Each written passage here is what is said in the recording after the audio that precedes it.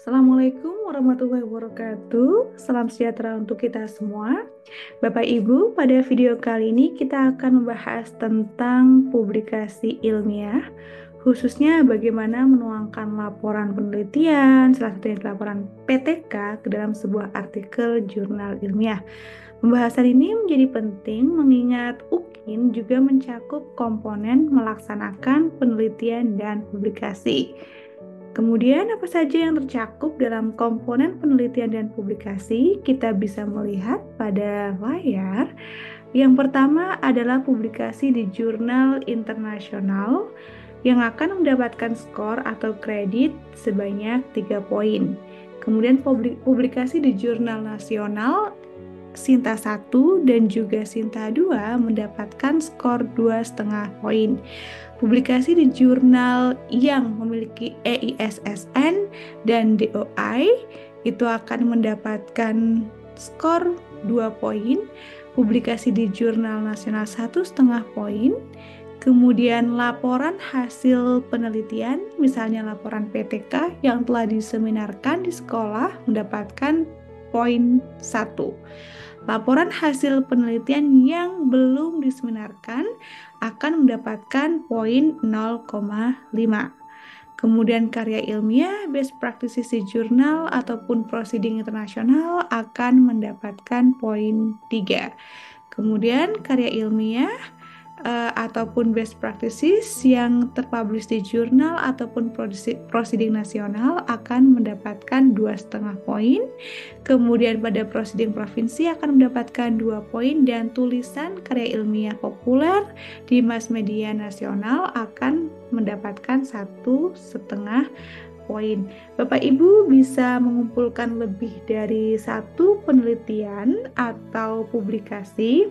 Misalnya Bapak Ibu mengumpulkan laporan PTK yang telah diseminarkan di sekolah dan juga mengumpulkan satu artikel ilmiah yang sudah dipublikasikan di jurnal yang memiliki EISSN dan memiliki DOI.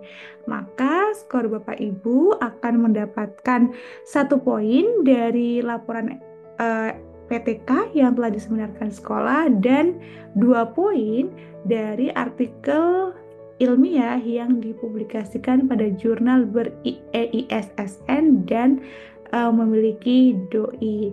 Jadi total skornya akan ada 3 poin. Nah, ada batas kepatutan atau maksimal skor yaitu 4.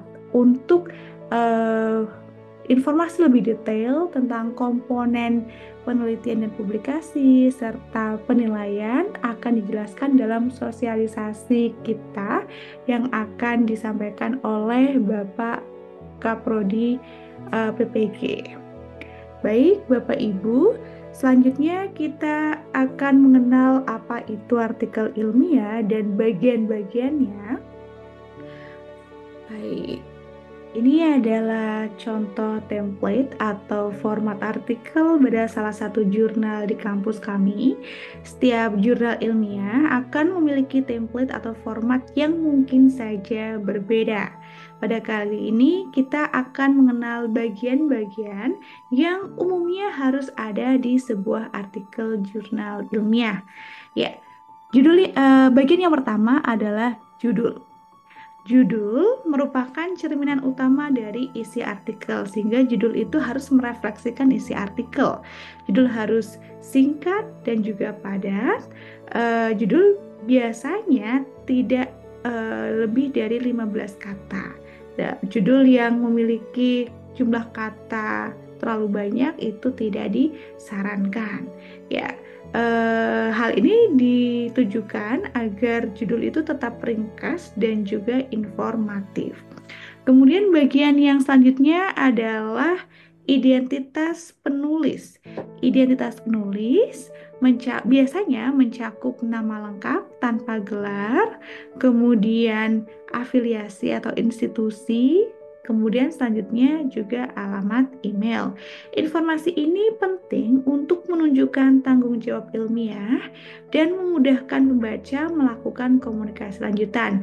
Jadi bila ada seorang pembaca yang tertarik dengan penelitian yang dia baca dari sebuah artikel jurnal, mungkin saja dia akan berkorespondensi atau bertanya-tanya tentang penelitian tersebut kepada penulisnya melalui email. Nah, kemudian bagian selanjutnya adalah abstrak. Bapak Ibu bisa melihat di sini abstrak terdapat dalam dua bahasa, yaitu dalam bahasa Inggris dan juga abstrak dalam bahasa Indonesia.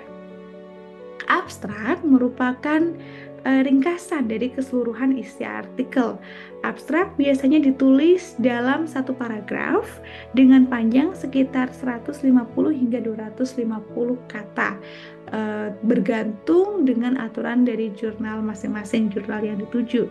Abstrak memiliki elemen-elemen yang penting seperti memuat latar belakang penelitian, mengapa penelitian ini penting, kemudian tujuan penelitian, misalnya dengan redaksi penelitian ini bertujuan untuk bla bla bla, begitu ya.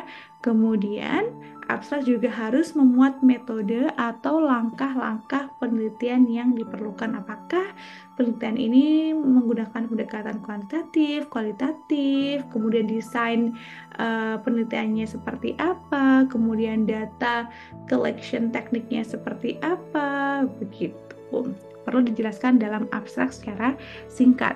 Selanjutnya, abstrak juga memuat hasil utama, highlight atau hasil yang penting untuk disampaikan dalam ringkasan penelitian ini. Selanjutnya, abstrak juga memuat kesimpulan, begitu. Nah, baik, kemudian Bapak Ibu juga bisa melihat ada keywords atau kata kunci. Jadi kata kunci ini merupakan kata-kata penting yang mewakili isi artikel. Misalnya Bapak Ibu melakukan penelitian tindakan kelas yang mengangkat implementasi metode atau mengangkat implementasi pembelajaran berdiferensiasi pada mata pelajaran PAI, maka kata kuncinya bisa juga PAI, kemudian pembelajaran berdiferensiasi, bisa juga Bapak Ibu menyantumkan PTK. Jadi intinya kata kunci memuat kata-kata atau frase yang berkaitan, yang penting terkait dengan penelitian yang Bapak Ibu lakukan. Ya, selanjutnya adalah pendahuluan. Jadi pendahuluan menyajikan latar belakang masalah yang diteliti, alasan mengapa penelitian ini penting untuk dilakukan atau urgent untuk dilakukan, dan biasanya gambaran umum teori atau kajian pustaka akan disatukan ya dalam bagian pendahuluan ini. Jadi pendahuluan itu juga akan memuat banyak teori-teori yang berkaitan dan juga penelitian-penelitian terdahulu yang berkaitan dengan penelitian yang dibahas dalam artikel. Oke, selanjutnya pada pendahuluan juga perlu dicantumkan rumusan masalah atau pertanyaan yang ingin dijawab ataupun tujuan penelitian, gitu ya. Nah, setelah pendahuluan itu terdapat metode penelitian. Jadi bagian metode ini menjelaskan bagaimana penelitian dilakukan. Dalam bagian ini dijelaskan jenis penelitian, kuantitatif, kualitatif, misalnya desain penelitiannya bagaimana, apakah case study, R&D, dan sebagainya ya. Kemudian subjek atau responden penelitian, lokasi penelitian, kemudian prosedur penelitian atau langkah-langkah penelitian, teknik pengumpulan data, apakah menggunakan angket, menggunakan wawancara, observasi, survei, dan lain sebagainya. Kemudian bagaimana data yang dikumpulkan dianalisis atau teknik analisis data. Perlu disampaikan juga di sini tentang keabsahan atau validitas data dan juga reliabilitas data yang dikumpulkan begitu.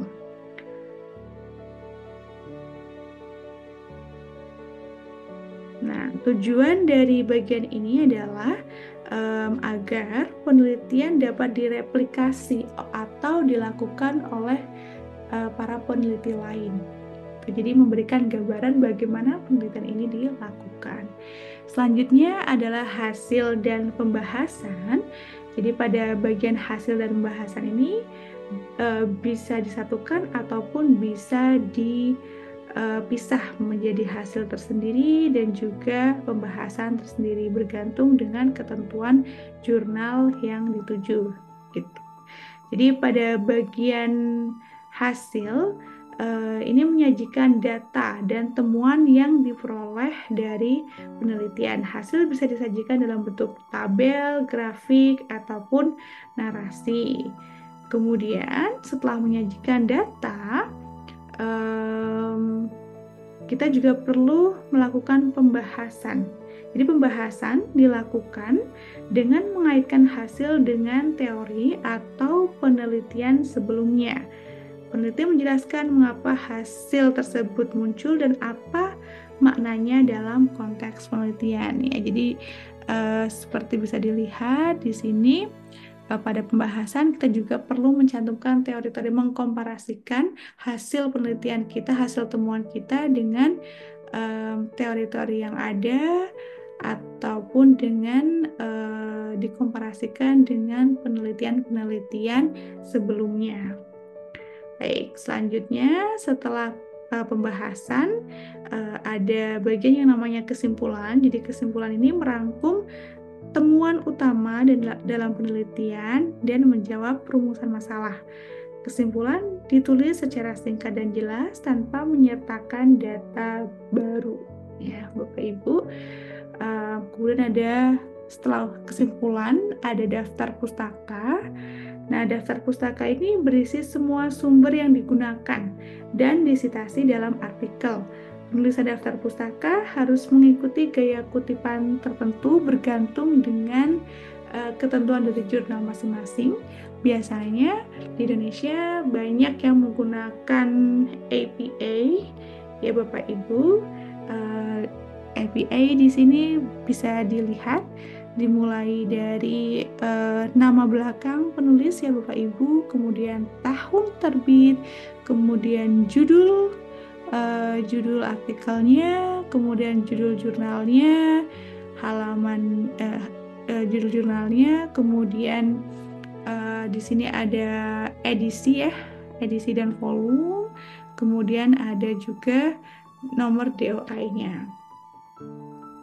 Nah, untuk daftar pustaka harus ditulis secara konsisten dan akurat karena ini menunjukkan kejujuran akademik dan juga kedalaman studi. Biasanya dalam satu artikel itu paling tidak terdapat 20 sumber yang dikutip ya, 20 daftar pustaka. Ya baik Bapak Ibu, selanjutnya mungkin kita akan menampilkan salah satu contoh artikel ilmiah yang berasal atau diambil dari hasil PTK atau hasil penelitian tindakan kelas ya. Jadi ini hanya contoh saja Bapak Ibu dengan penelitian yang berjudul penerapan metode giving questions and getting answer untuk meningkatkan hasil belajar peserta didik pada mata pelajaran PAI. Ya, ini ada judulnya, kemudian ada penulisnya, institusi atau afiliasi dan juga alamat email. Abstrak juga terdapat dalam 2 bahasa ya, bahasa Inggris dan juga bahasa Indonesia. Kemudian ada keywords-nya juga ya, yang merupakan bagian dari abstrak. Selanjutnya adalah pendahuluan. Bapak Ibu di sini menjelaskan latar belakang masalah mengapa penelitian ini perlu dilaksanakan dan juga memuat teori-teori serta penelitian terdahulu yang berkaitan, yang relevan dengan penelitian yang diangkat dalam artikel ini ya. Seperti dilihat di sini ada yang dikutip begitu Bapak Ibu, ada kutipan-kutipan di sini, ada sitasi di sini ya, banyak sitasi. Oke, di sini juga banyak sitasinya. Selanjutnya ada juga setelah pendahuluan kita bisa lihat ada metode ya, metode penelitian ya. Ini metode penelitian menggunakan PTK, penelitian tindakan classroom actions research, setelah hasil penelitian dan pembahasan. Di sini hasil penelitiannya itu digabungkan dengan pembahasan ya, dan setelah memaparkan hasil, maka hasil yang ditemukan itu dibandingkan dengan teori dan juga penelitian yang terdahulu. Setelah hasil dan pembahasan, ada kesimpulan dan juga kemudian selanjutnya adalah daftar pustaka. Ya, biasanya artikel jurnal ilmiah itu paling tidak terdiri dari 5.000 kata, antara 5.000 hingga 8.000 kata. Gitu. Bapak Ibu, ini adalah sedikit informasi terkait dengan komponen penelitian dan publikasi pada UKIN dan juga bagaimana Bapak Ibu bisa menuangkan laporan penelitian ke dalam bentuk artikel jurnal ilmiah. Tetap semangat Bapak Ibu, tetap belajar dan tetap sehat untuk kita semua. Wassalamualaikum warahmatullahi wabarakatuh.